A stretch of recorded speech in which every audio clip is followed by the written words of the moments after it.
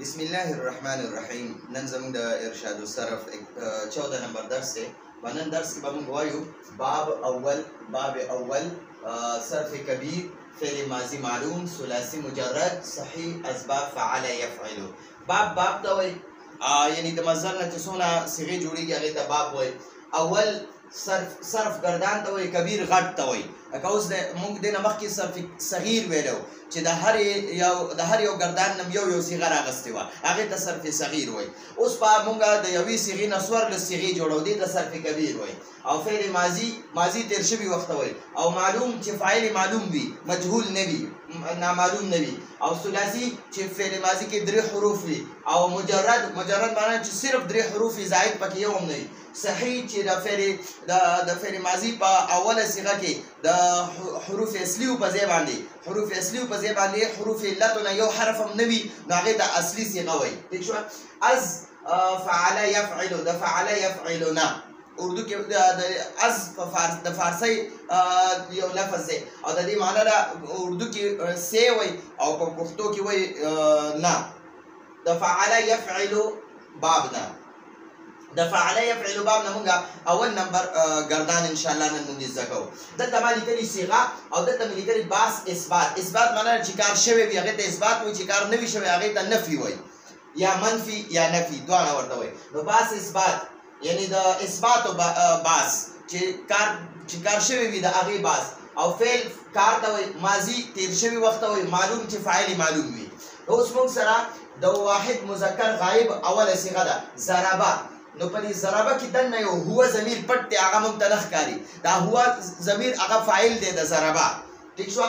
نو د ضربه اول به د هغه هو ضمیر فاعل معنا وکړي، بیا به د ضربه معنا وکړي، بیا به د ماضي معنا وکړي. نو ته به ووایې د هو ضمیر اول معنا وکړه، هغه یو مذکر غایب، دا د هغه هو ضمیر فاعل معنا ده، هغه یو مذکر غایب.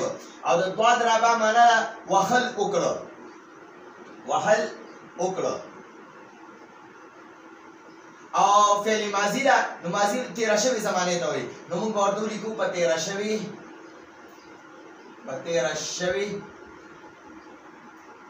زمانه کې.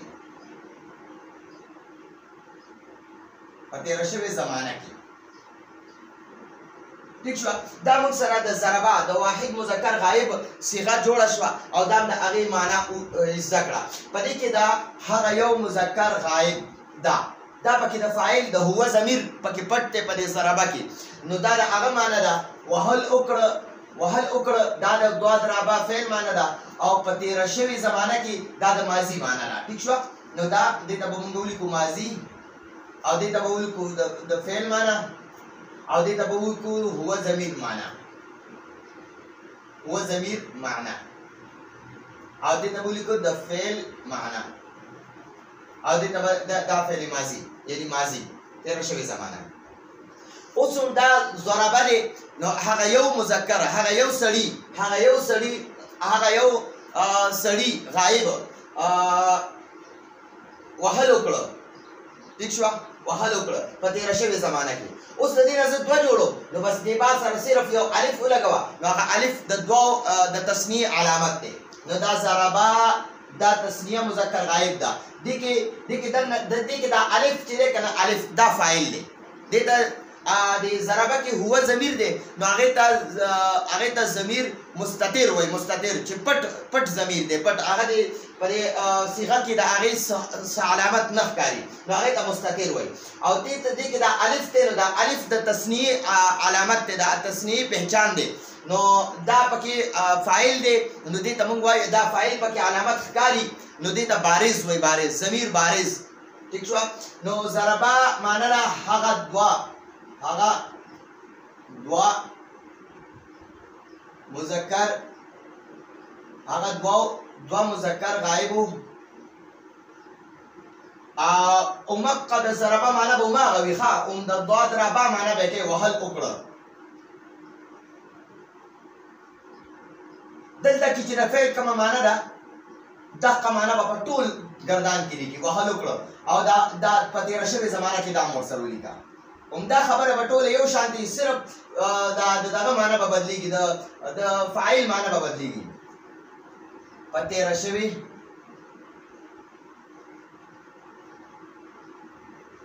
زمانه کې. ٹھیک شو؟ اوس وګورئ همدا دوه دراباله د سره چې د دې په با باندې چې پیش ولګي او دا واو ورسره ولګي، واو او الف ورسره ولګي، نو دا د جمع مذکر غایب علامت دی. نو دا واو چې دی دا ضمیر بارز دی، دا ضمیر فاعل بارز دی، دا فاعل دی، دا فاعل علامت دی. نو د دې کې معنی به موږ د جمع کوو، دې کې د هم معنی به موږ کوو، د هم معنی. نو دا به موږ وایو هغه ټولو مذکر غایبو وخل وکړه په تېره شوې زمانه کې. هغه ټولو مذکر غایبو وهل وکړه په تېره شوې زمانه کې.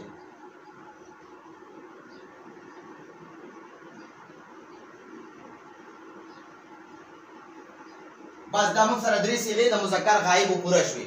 ضربه هغه یو مذکر غایب وهل وکړه په تېره شوې زمانه کې. ضربه هغه دوه مذکر غایب وهل وکړه په تېره شوې زمانه کې.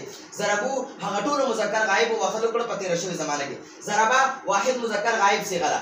ضربه تسنیه مذکر غایب صیغه ده او ضربو جمع مذکر غایب صیغه ده. اوس په موږ سره د واحد مؤنث غایب صیغه ده ضربت. د دې دوه ضربه سره اخره کې تا ساکن ولګوه. نو دا تا ساکن چې دا د مؤنث علامت دی، دا د مؤنث علامت دی، دا صرف د مؤنث علامت دی. په دې ضربت کې دنه هي ضمیر مستتر فاعل دی، هي ضمیر مستتر پکې فاعل دی. په ضربه کې هو دی او په ضربت کې هي دی.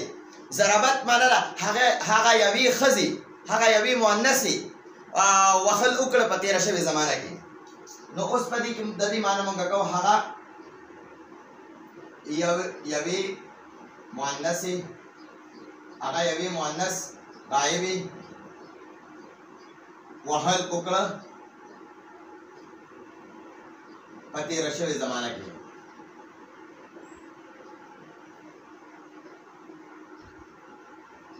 په تېره شوې زمانه کې. اوس همدغه دا ضربت نه دی، ضربت د دې نه بیا پنځمه صیغه جوړه شوه تسنیه مؤنث غایب. دا تسنیه مؤنث غایب د واحد مؤنث غایب نه جوړېږي، صرف په دې علامت مؤنث تا چې ده دا په دې باندې به زبر ولګي او ورسره صرف داسې یو الف ولګوه. نو دا الف چې دی که نه دا د تسنیه مؤنث غایب فاعل دی. نو د دې معنی ده هغه ضربتا معنی شوه هغه دوه مؤنث غایبو وهل وکړه په تېره شوې زمانه کې. همدغه ورسره لیکئ. اوس وګورئ همدغه اوله صیغه به راواخلئ، اوله صیغه دوه درابه به راواخلئ او د دې دا با چې ده دا با به ساکن کړي او ورسره اخره کې نون ضمیر ولګوه. نون ضمیر دا د جمع مؤنث غایب نون دی، دا ورسره ولګوه. نو ضربنا شو. نو د ضربنا معنی ده هغه ټول مؤنث غایبو، هغه ټولو مؤنث غایبو وهل وکړه. نو دا جمع مؤنث غایب صیغه ده. ضربنا هغه ټولو مؤنث غایبو وهل وکړه په تېره شوې زمانه کې. دا ورسره لیکي په تېره شوې زمانه کې. نو دا ګورئ دا اول دا درې د مذکر غایب صیغې وي، بیا ورپسې دا درې د مؤنث غایب صیغې وي. د درې د مذکر غایب اوله صیغه واحد مذکر غایب ضربه هغه یو مذکر غایب وهل وکړه په تېره شوې زمانه کې. تسنیه مذکر غایب ضربه هغه دوه مذکر غایب وهل وکړه په تېره شوې زمانه کې. جمع مذکر غایب ضربو هغه ټول مذکر غایب وهل وکړه په تېره شوې زمانه کې. واحد مؤنث غایب ضربت هغه یوې مؤنث غایب وهل وکړه په تېره شوې زمانه کې. تسنیه مؤنث غایب ضربتا هغه دوه مؤنث غایب وهل وکړه په تېره شوې زمانه کې. جمع مؤنث غایب ضربنا هغه ټول مؤنث غایب وهل وکړه په تېره شوې زمانه کې. نو دا درې د مذکر غایب وي، درې د مؤنث غایب وي. ٹھیک شو؟ نو دا دې کې به موږ داسې وایو ضربه هغه یو مذکر غایب وهل وکړه په تېره شوې زمانه کې. ضربه هغه دوه مذکر غایب وهل وکړه په تېره شوې زمانه کې. ضربو هغه ټول مذکر غایب وهل وکړه په تېره شوې زمانه کې. بیا به د ګس طرف دا د مؤنث غایبو دپاره راځي. ضربت هغه یوې مؤنث غایب وخلو کړه په تیر شوی زمانه کې ضربتا هغه دوه مؤنث غایب وخلو کړه په تیر شوی زمانه کې ضربنا هغه ټول مؤنث غایب وخلو کړه په تیر شوی زمانه کې نو دا موږ سره د غایب مؤنث صيغه جوړ شوې اوس په موږ د حاضر مذکر او د حاضر مؤنث او دوه د متکلم صيغه کو نو ګوري ضربتا په دې ضربتا کې دا تا نه ده تا دا فاعل دی ضمیر بارز فاعل دی د دې دوه ضربه با سره چې کوم دا تا زبرتا لګیدلې ضربتا نو دا ضربتا تا وخلو کړو نو تا یو سړی وخلو کړو تا یو مذکر معنی تا یو سړی وخل وکړو تا یو سړی حاضر ته وای کنه حاضر چې موجود وي هغه ته وای تا وکړه دا کار نو تا یو سړی وهل وکړه په تیر شوی زمانہ کې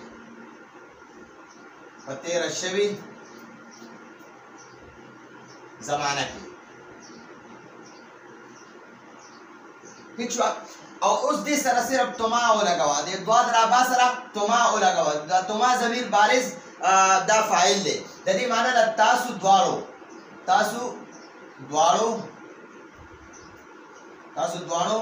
سړو یا مذکرو تاسو دواړو مذکر وهل وکړه په تیر شوی زمانہ کې دا ورسره لیکي او ضرب دا دوه ضربه فعل دی او دا تم ورسره ضمیر بارز فاعل دی نو ضربتم معنی دا تاسو ټولو سړو وهل وکړه تاسو ټولو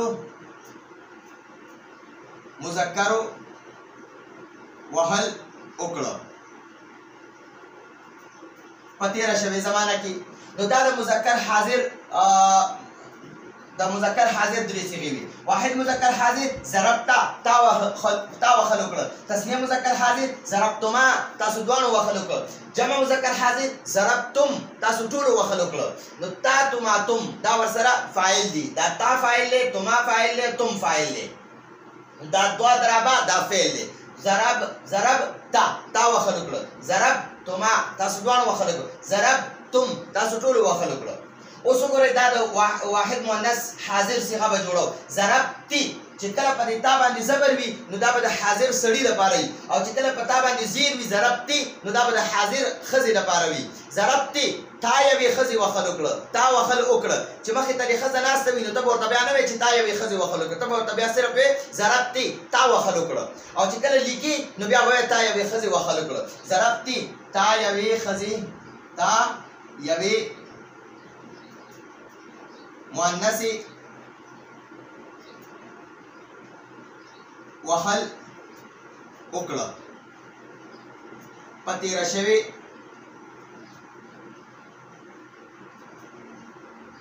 شوی زمانہ کې ٹھیک شو تا یوې مؤنث دا د ضربتی د دې معنا شو ته فاعل او وهل وکړه دا د دوه ضربه معنا ده او په تیر شوی زمانہ کې دا د ماضی معنا ده اوس وګورئ بیا د تسنیه مؤنث حاضر او د تسنیه مذکر حاضر د دې دوه دا صيغه یو شان دي دلته کوم ضربتم علی دلته ضربتم علی ٹھیک شو نو تسنیه مؤنث حاضر ضربتما ضرب دا فعل دی تو دا تما پکې بارز ضمیر بارز فاعل دی نو دا ضربتما معنا تاسو دوانو مؤنثو یا تاسو دوانو خزو وخل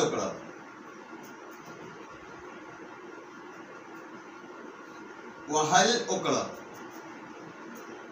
اومدقه په تیر شوی زمانہ کې ورسره ولیکئ بیا اومدقه دوه ضربه دا فعل دی او دا تن پکې ضمیر بارز فاعل دی د دې معنی تاسو ټولو خزو وخل وکړه تاسو ټولو مؤنثو وخل وکړه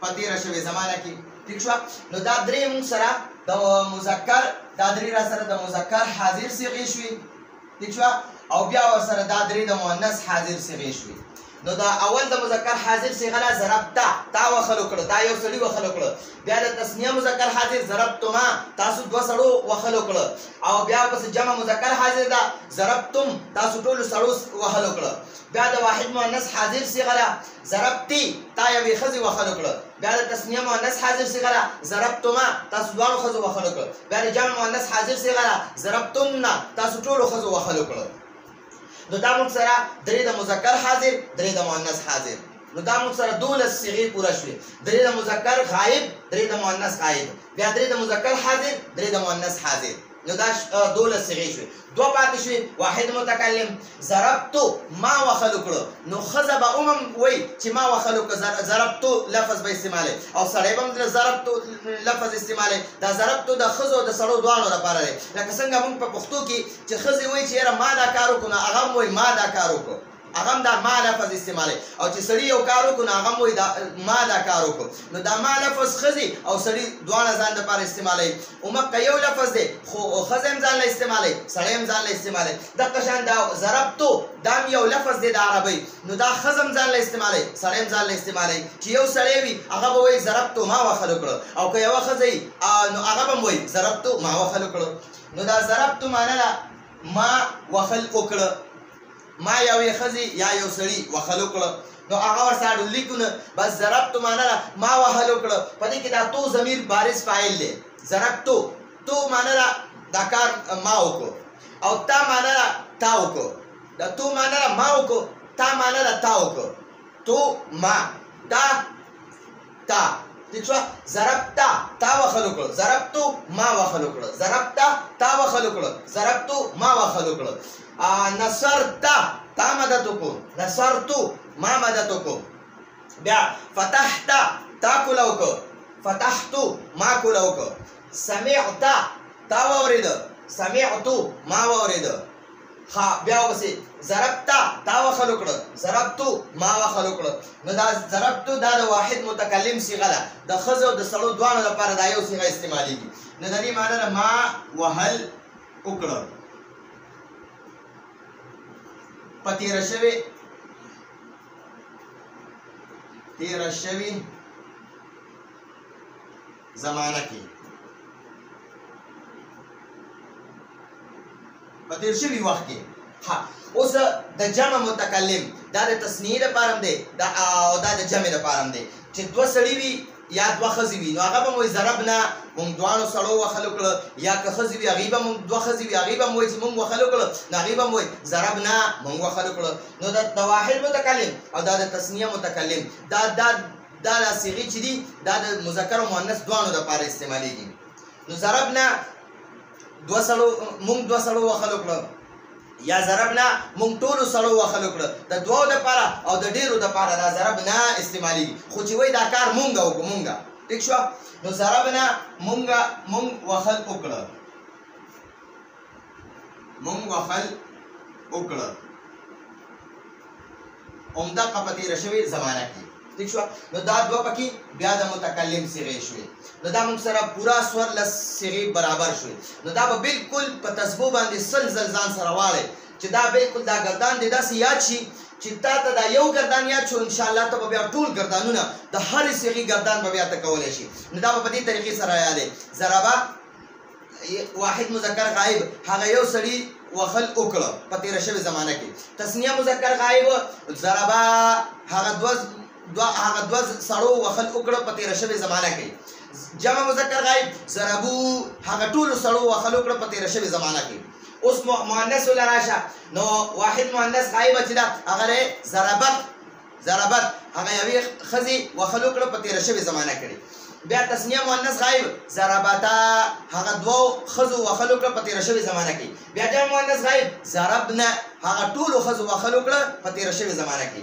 بیا حاضر لراشه حاضر صيغه دا دلته صيغه ده دلته باس اثبات فعل ماضي معلوم دي نو واحد مذکر حاضر ضربتا تا وخل وکړه تا یو سړی وخل وکړه په تیر شوی زمانہ کې تسنیه مذکر حاضر ضربتما تاسو دوه سړو وخل وکړه په تیر شوی زمانہ کې جمع مذکر غائب ضربتم تاسو ټول سړو وخل وکړه په تیر شوی زمانہ کې او واحد مؤنث حاضر لراشه ضربتی تا یو خزي وخل وکړه په تیر شوی زمانہ کې تسنیه مؤنث حاضر ضربتما تاسو دوانو ښځو وهلو کړه په تېره شوې زمانه کې. جمع مؤنث حاضر ضربتن تاسو ټولو ښځو وهلو کړه په تېره شوې زمانه کې. او واحد متکلم ضربتو ما وهلو کړه. نو که هغه ښځه وي هغه هم وایي ما وهلو کړه، او که سړی وي هغه هم وایي ما وهلو کړه. نو واحد متکلم صیغه ده ضربتو ما وهلو کړه، او جمع متکلم صیغه ده ضربنا موږ دوه سړو وهلو کړه یا موږ ټولو سړو وهلو کړه. نو دا به مذکر او مؤنث دواړه ځان له استعمالوي. نو دا زمونږ د نن ورځې درس و. راتلونکي درس پورې اجازه غواړو. هذا هو المرام والله اعلم بحقيقة الكلام.